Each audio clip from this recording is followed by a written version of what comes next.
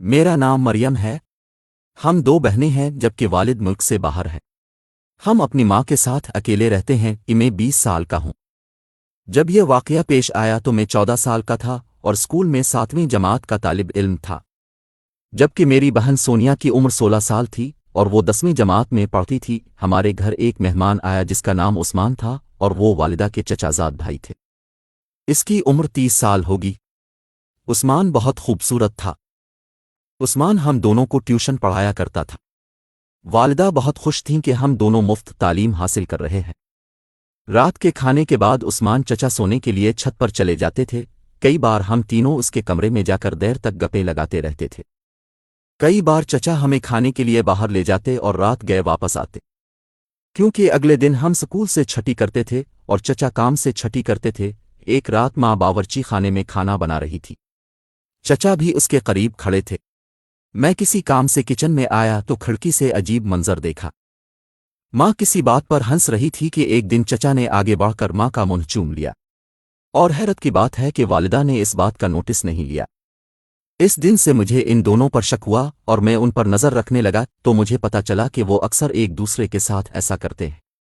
پھر ایک رات میں کسی کام سے اپنی والدہ کے پاس گیا اور اپنے کمرے میں موجود نہیں تھا۔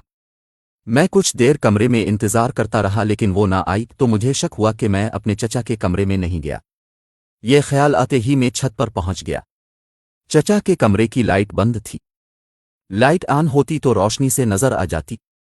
میں نے کھڑکی سے آوازیں سننے کی کوشش کی تو آواز آ رہی تھی کہ اب مجھے جانے دو، کوئی ہمیں دیکھ لے گا۔ چچا کا اصرار تھا کہ صبح سے پہلے کوئی نہیں اٹھے گا، تم اب میرے ساتھ رہو۔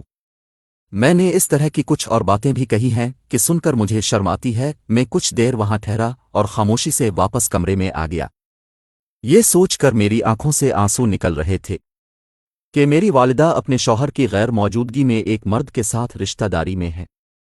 اب میں کچھ ایسا کرنا چاہتا تھا کہ چچا اس گھر سے ہمیشہ کے لیے چلے جائیں، اور پھر میرے ذہن میں ایک خیال آیا۔ ایک دن موقع غنیمت جان کر میں چچا کے کمرے میں داخل ہوا۔ میری ماں اور میری بہن بازار گئے ہوئے تھے، چچا گھر میں اکیلے تھے۔ میں اس سے باتیں کرنے لگا۔ تھوڑی دیر بعد دروازہ کھلا اور میری والدہ گھر میں داخل ہوئیں۔ پھر میں نے اچانک اپنے کپڑے پھاڑے اور چچا کے کمرے سے شور مچاتے ہوئے باہر نکل گیا۔ ماں نے پوچھا کیا ہوا؟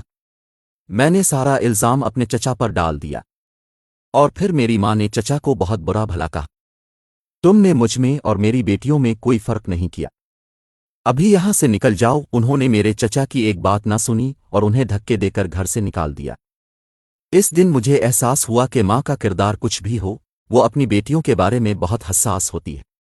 بہرحال جو بھی تھا میرا مقصد پورا ہوا اور میں بہت خوش تھا۔ دوستو، اگر آپ کو میری یہ کہانی پسند آئی ہے تو برائے مہربانی اسے زیادہ سے زیادہ لائک کریں، اور اس طرح کی مزید کہانیوں کے لیے آپ کو میرے چینل بولڈ سٹوریز کو سبسکرائب کرنا چاہیے۔ شکریہ۔